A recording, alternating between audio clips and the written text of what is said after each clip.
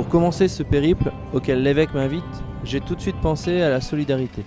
Direction Roubaix et son antenne du Secours catholique. Nahunga Cage Immaculée, responsable d'activité au sein du Secours catholique et en charge de la mission d'accueil et d'accompagnement des migrants.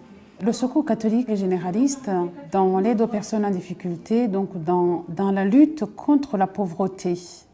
En étant obligé quelquefois de répondre dans l'urgence aux besoins des personnes en difficulté, mais surtout en faisant un travail de fond, notamment de lutte contre les causes, à travers une action institutionnelle, à travers une action d'observatoire et d'alerte, et d'aiguillon des pouvoirs publics, mais également des citoyens et puis aussi des membres de l'Église et des chrétiens. Le constat que nous avons, c'est que la question de l'exclusion et de la précarité touche effectivement pas mal de familles, que ce soit des familles monoparentales, que ce soit les travailleurs pauvres, que ce soit la question de l'isolement. Mais surtout, moi, ce que je souhaiterais soulever, c'est que tout va trop vite. Il y a trop de changements, des dates limites. Nous sommes confrontés aux personnes, quand on n'a pas su faire face à la date, c'est qu'il y a quelquefois perte de droits et que si on n'est pas au rythme voulu, on peut rester sur le bord du chemin. C'est vite arrivé quand on n'est pas dans le coup.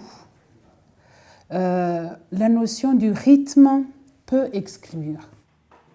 La précarité aussi peut venir des inégalités entre le nord et le sud et la mondialisation. Actuellement, nous vivons une situation où encore la loi sur l'immigration est en train de changer.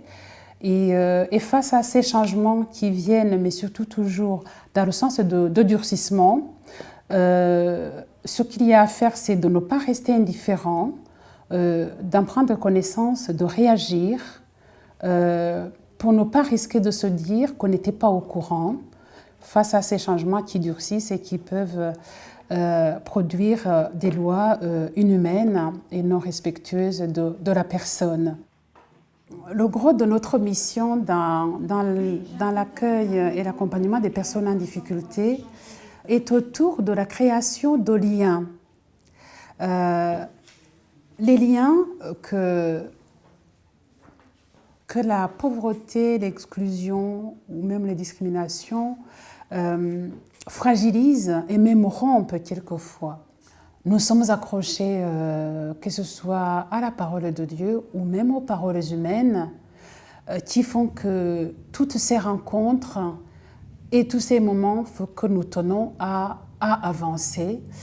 Et avec cette conviction-là qu'en réalité, dans l'engagement, c'est en donnant qu'on reçoit et quelquefois plus qu'on ne s'y attendait.